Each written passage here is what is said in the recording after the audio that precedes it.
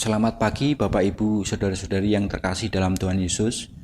Jumpa lagi dalam program Hikmat Pagi pada pagi hari ini. Sebelum kita mendengarkan firman Tuhan, terlebih dahulu marilah kita berdoa. Bapa di surga, terima kasih untuk berkat, pimpinan dan penyertaan sepanjang hari ini Tuhan yang telah Kau nyatakan dalam kehidupan kami.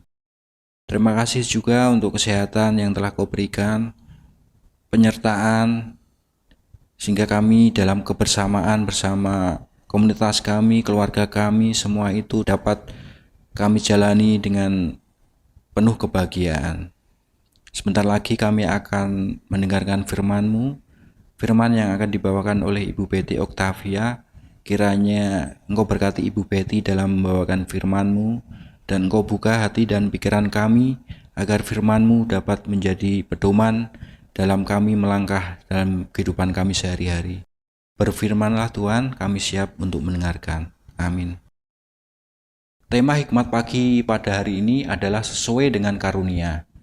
Diambil dari 1 Petrus 4 ayat 9 sampai 10 yang berbunyi demikian.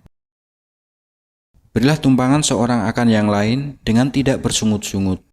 Layanilah seorang akan yang lain sesuai dengan karunia yang telah diperoleh tiap-tiap orang sebagai pengurus yang baik dari kasih karunia Allah. Demikianlah firman Tuhan, syukur kepada Allah. Ibu Bapak jemaat yang dikasihi Tuhan Yesus Kristus, Boni memiliki kecakapan yang cukup untuk melayani Tuhan. Misalnya di bidang musik, kesaksian dan pelayanan di gerejanya. Sayangnya, ia tidak menggunakan talenta yang dimilikinya tersebut. Boni malah merasa nyaman dengan kebiasaannya yang suka mengkritik, sehingga ia diberi label bahwa karunianya adalah suka mengkritik.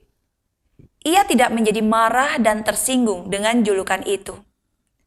Boni tetap melancarkan kritikan-kritikan yang keras dan tidak membangun di hampir semua bidang pelayanan. Kehadirannya tidak membawa sukacita dan kenyamanan, melainkan hawa permusuhan serta kebencian. Apakah ada karunia mengkritik? Rasul Petrus dalam surat pastoralnya yang pertama mendorong orang-orang yang percaya kepada Kristus untuk saling melayani dengan karunia yang telah diperoleh tiap-tiap orang sebagai pengurus yang baik dari kasih karunia Allah. Rasul Petrus menegaskan bahwa setiap orang diberi karunia dan harus menjadi pengurus yang baik dari kasih karunia Allah itu. Artinya, karunia yang diterima harus dikelola dan dipergunakan dengan optimal untuk mendatangkan kebaikan dalam kehidupan bersama, sehingga nama Tuhan dimuliakan.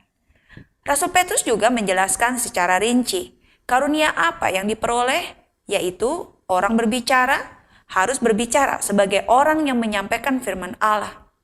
Orang yang melayani harus melakukannya dengan kekuatan yang dianugerahkan Allah, supaya Allah dimuliakan dalam segala sesuatu karena Yesus Kristus. Rasul Petrus merindukan kehidupan bersama umat Tuhan dibangun dalam kasih karunia Allah dan sebagai pengelola karunia yang mendatangkan hormat bagi Allah. Jadi, apakah ada karunia mengkritik? Tidak ada. Apalagi hanya mahir mengkritik tanpa aksi nyata dalam kebenaran. Karunia yang dianugerahkan Allah selalu mendorong terciptanya kehidupan bersama yang saling membangun, mengasihi, dan menghadirkan kemuliaan bagi nama Tuhan. Setiap orang Kristen mesti percaya bahwa setiap individu diberikan karunia yang khusus oleh Allah, sehingga tidak ada alasan untuk tidak ikut terlibat di dalam pelayanan bagi pembangunan tubuh Kristus dan kemuliaan Allah.